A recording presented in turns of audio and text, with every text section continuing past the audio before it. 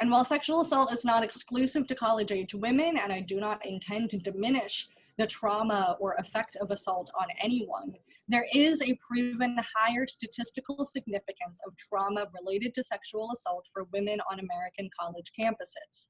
A 2009 report indicates that 20% of women will be assaulted during their time on campus, and individual campus statistics may be higher. Combine this with the fact that sexual assault is a leading cause of PTSD for women, it is likely that if you teach on a college campus, you will interact with a woman who has PTSD stemming from sexual assault in your classroom. And I think it is irresponsible to talk about rape in a college setting without being conscious of this. This is the basis of a trauma-informed pedagogy, being aware of potential traumas while constructing your course material. As scholars and instructors, we can experience a sort of fatigue around these topics. And we can forget, especially if we study violence, that it's not exclusive to antiquity and can be deeply disturbing to our students.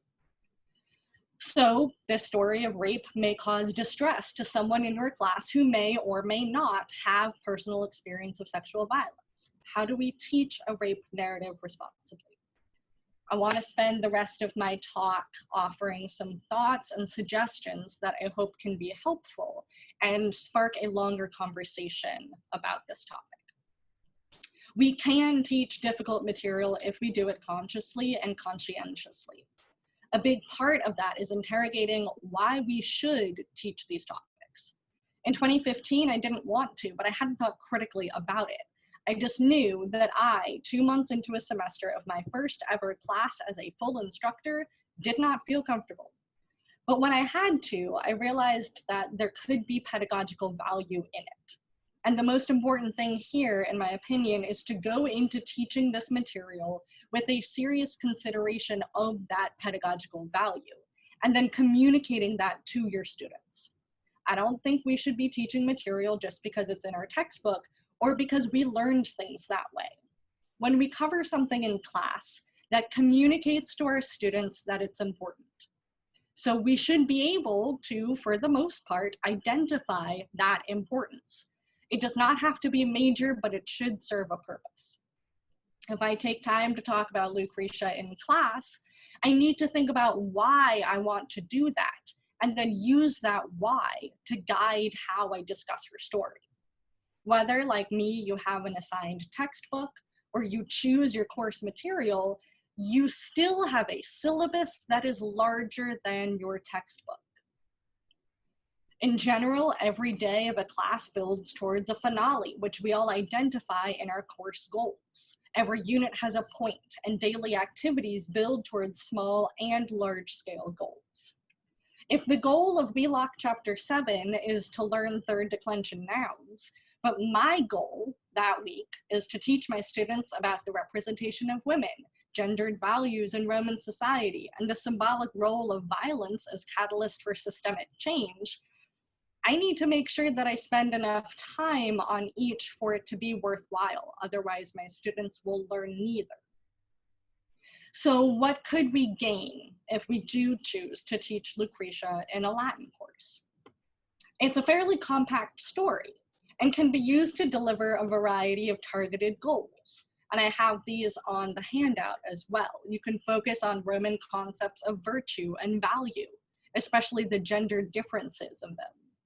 You can focus on the literary role of Roman women as symbols.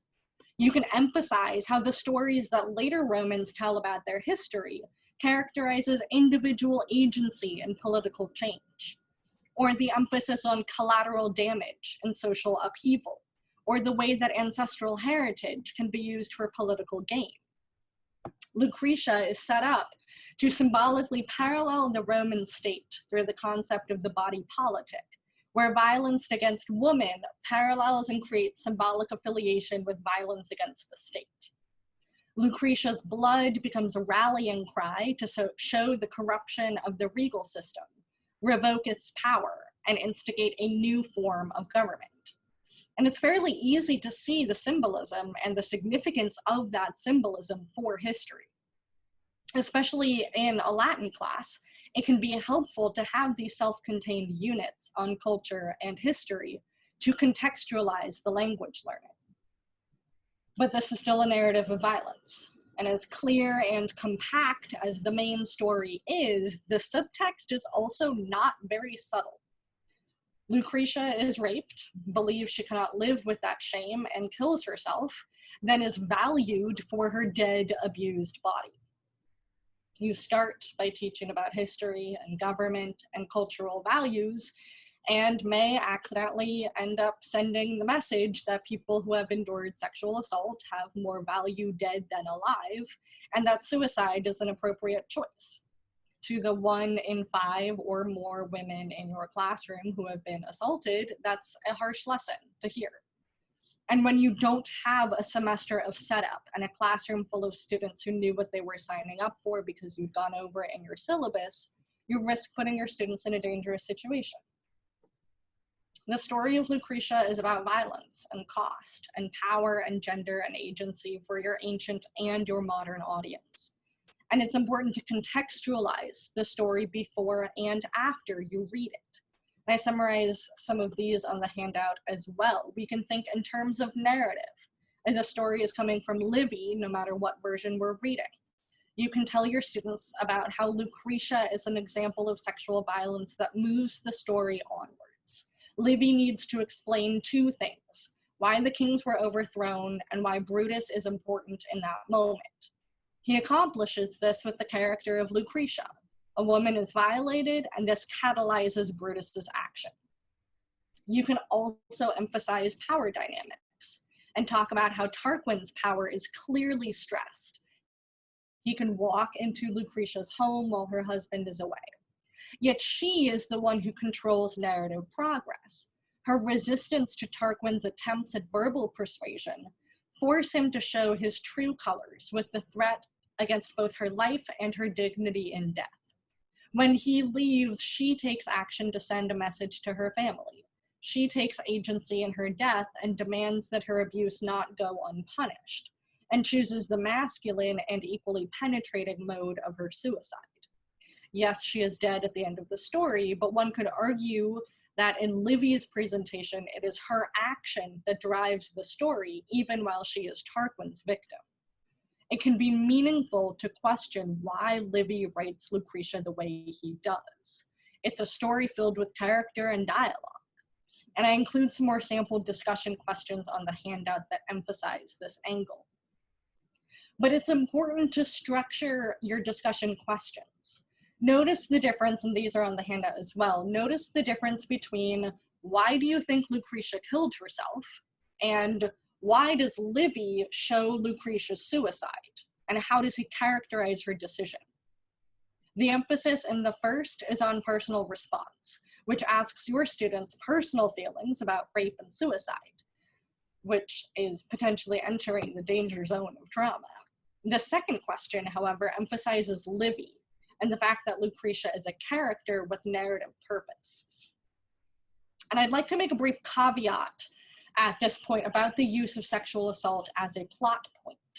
During its time on air, the popular show Game of Thrones, and I quote from an Esquire article on the handout, featured regressive, never equitable, and often contrived female nudity and sexual assault. The quote continues, "Thrones' misogyny demonstrates a profound lack of imagination. The showrunners couldn't consider sexual assault as anything more than a provocative plot point, and audiences tolerate less and less chauvinism in their entertainment. Audiences are getting tired of pointless, gratuitous sexual violence on screen, and Game of Thrones is neither the first nor the last to be called out for this. If your students watch TV, they likely have been exposed to some of the discourse on this topic and may have a heightened awareness or eye for gratuitous violence. This is not to say that rape is okay if it serves a narrative purpose, but it does mean that when we come across sexual assault in ancient narratives, modern media may help give us a way to talk about it. If you teach Lucretia, it is your task to make sure that your pedagogical goals are appropriate and doable for the time you have. You are not a therapist. In a Latin class, you also have a lot of other important things to get through. I've emphasized discussion as a structure. Work through the translation as you normally would, but reserve time before and after to talk about it. Or you can do a writing assignment, a blog post, or a short report where students answer 1 to 2 of these questions on their own. And I have done writing assignments successfully in an intro Latin classroom, and I am happy to send material and resources and have a bigger conversation about that as well. In a discussion, you can guide the conversation. So I tend to prefer it for these sorts of difficult conversations. But in the interest of time, you can excise the sort of conversation from class time, provided that you still set it up in a way that is responsible. So I've offered a variety of angles that are manageable in different ways for different classes and all stress the big picture. The point is not to interrogate the assault itself, but it is up to you to determine what the point is for your class and why you want to stress that.